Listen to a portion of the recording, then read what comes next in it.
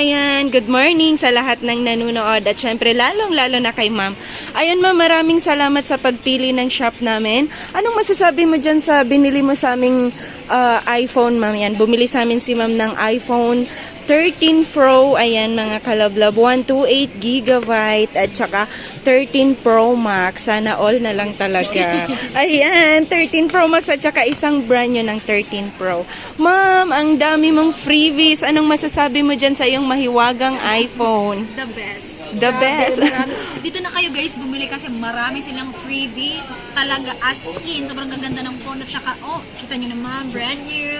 Yes, ma'am. Tapos marami pa silang pa-freebies. So, Yan, dito na kayo ma'am. guys bumili. Ay, maraming salamat. Sulit guys. Pakita mo naman yung mga freebies mo, ma'am. Ito. Meron akong 4 na ear case.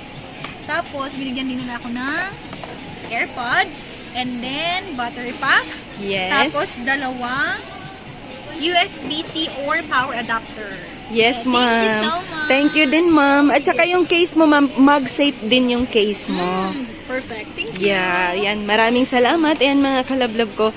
Yan si ma'am ay yung... Itong ano mo, ma'am, ang dami mong binili. Para saan ba yan? Ikaw lahat ang gagamit yan, ma'am? Actually, hindi. Kasi ito para sa akin brand new. Tapos Yes. ito, gift ko sa kapatid ko. Wow! And then, ito naman ay gift ko sa mama ko. Wow! Ang... Deserve nila yun. Ay, sana all na lang talaga. Ayan. Maraming salamat sa lahat ng nanonood, sa subscriber at viewers ko. At syempre, lalong-lalo na sa iyo, ma'am. Sa mga hindi pa nakapag-subscribe, mag-subscribe ka na para masaya.